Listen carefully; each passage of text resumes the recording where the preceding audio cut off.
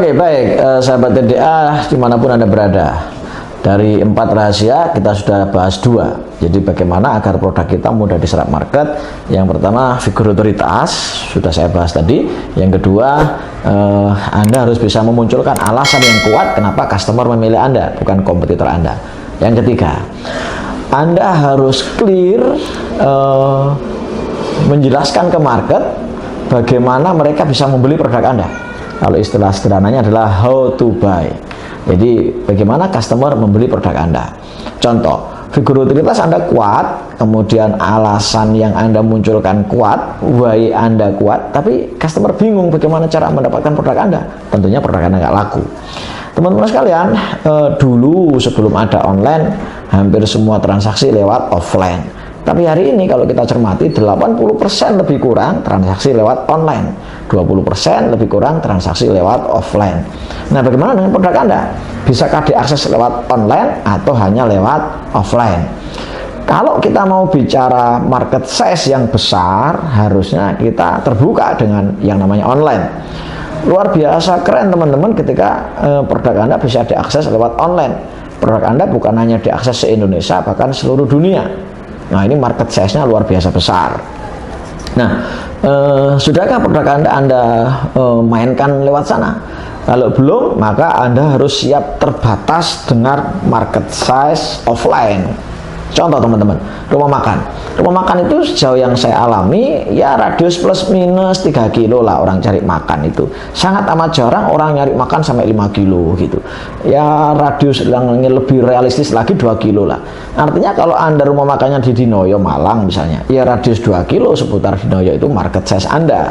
Tapi kalau Anda mau market size Anda internasional, maka ya mau nggak mau Anda harus main online. Teman-teman sekalian, bagaimana customer bisa mendapatkan produk Anda ketika mereka misalnya mencari produk Anda, misalnya orang Kalimantan tuh mencari produk Anda, tapi Anda nggak muncul di pencarian yang mereka cari di website misalnya, atau di Instagram misalnya, atau di Facebook misalnya, tentunya mereka nggak akan membeli produk Anda. Mereka akan membeli produk substitusi yang bisa menggantikan produk Anda. Nah, maka sekali lagi permudah cara orang untuk mendapatkan produk Anda. Bisa dengan reseller, bisa dengan marketplace, bisa dengan model-model penjualan yang lain. Jadi mainkan online, mainkan juga offline.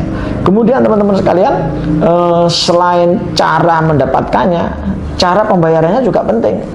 Hari ini coba kita lihat permainan cash dan kredit misalnya. Teman-teman sekalian, lepas dari segala pro dan kontra, pemakaian kartu kredit dengan cicilan 0% itu sangat menaikkan omset, sangat menggoda transaksi teman-teman sekalian. Ya, lepas dari segala pro dan kontra tentang kartu kredit, fakta pembayaran dengan cicil, ya apalagi yang 0%, itu menjadikan penjualan naik berlipat-lipat teman-teman sekalian. Kenapa? Karena orang merasa beban itu terbagi ringan tiap bulan begitu.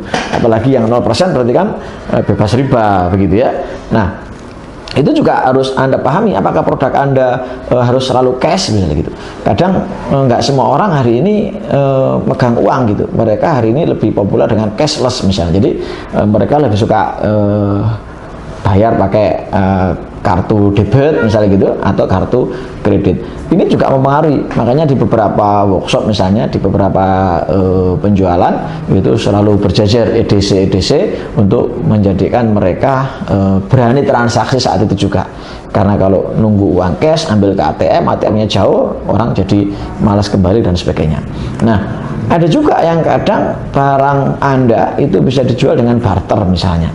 Ya, walaupun ini jadul ya, tapi saat ini masih terjadi barter. Contoh misalnya dalam properti, jual beli properti misalnya, kita memiliki rumah di satu tempat, orang lain punya rumah di satu tempat, itu sangat memungkinkan terjadi yang namanya barter. Contoh misalnya Anda yang punya rumah kemudian pengen nukar dengan tanah yang lebih luas misalnya, nah itu bisa terjadi barter. Nah teman-teman sekalian, bagaimana orang bisa mendapatkan produk Anda, bagaimana orang bisa membeli produk Anda, itu juga nggak kalah penting dibanding 2 yang pertama tadi. Figur otoritas Anda harus kuat, yang kedua Anda harus punya alasan yang cukup banyak. Anda harus bisa memberikan alasan yang cukup banyak kenapa customer memilih Anda. Dan yang ketiga, sekali lagi, pastikan customer mudah untuk mendapatkan produk Anda, mudah untuk membeli produk Anda. Contoh yang lain, kalau kita lihat misalnya, mohon maaf, Indomaret misalnya, atau Alfamart misalnya, kenapa orang-orang lebih suka membeli di situ? Yang pertama tentunya karena figur otoritasnya semakin menguat. Yang kedua, cukup banyak alasan orang beli di sana, karena keren mungkin, karena lebih nyaman mungkin, karena banyak pilihan, produknya lebih fresh, lebih bersih dan sebagainya. Kemudian yang ketiga, lebih mudah didapat. Makanya kenapa ketika musim corona misalnya, musim covid, justru minimarket itu yang tetap rame dibanding, mohon maaf, swalayan besar. Kenapa? Karena kemudahan akses orang untuk mendapatkan produk-produk sehari-hari, dibanding kemudian kalau harus ke swalayan yang besar, butuh waktu, butuh parkir dan sebagainya. Nah, kembali ke produk Anda. Apakah produk Anda mudah didapat oleh calon customer Anda, atau calon customer Anda harus ribet ketika mau mendapatkan produk Anda? Ya, nah ini penting Anda cermati. Jangan-jangan karena keribetan, karena keruwetan, karena kesulitan untuk mendapatkan produk Anda, sehingga customer males, sehingga customer berpindah ke kompetitor Anda. Sekali lagi, silakan cermati produk Anda, silakan kaji kembali produk Anda, apakah produk Anda termasuk mudah diakses oleh calon pembeli atau sulit diakses oleh calon pembeli. Apakah produk Anda memiliki kemudahan dalam pembayaran, atau produk Anda terlalu kaku dalam pembayaran. Apakah produk Anda semata-mata harus ditukar dengan uang, atau mungkin bisa dibarter dengan produk yang lain. Teman-teman sekalian, contohnya misalnya jasa konsultan. Kadang tidak setiap konsultan itu dibayar dengan rupiah tiap bulan misalnya, tidak dibayar dengan rupiah per kunjungan misalnya, tapi bisa jadi dibarter dengan saham misalnya, bisa jadi dibarter dengan jasa-jasa yang lain, bisa jadi dibarter dengan bentuk-bentuk yang lain.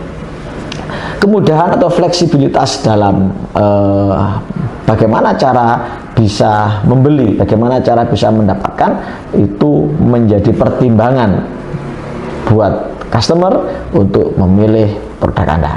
Silakan direnungkan, silakan dikaji kembali produk Anda, apakah produk Anda termasuk mudah diakses, mudah dalam pembayarannya oleh customer, atau yang sulit. Renungkan produk Anda supaya produk Anda lebih mudah diserap oleh customer. Demikian pembahasan yang ketiga, dan nanti kita akan ketemu di pembahasan yang terakhir, bagaimana rahasia yang keempat agar produk Anda lebih mudah diserap oleh market. Hunian paling asri di Malang misalnya hanya dibuat sekian unit, nah itu namanya stock limit. Atau DP hanya 50 juta berlaku hanya di bulan ini, itu mainkan time limit.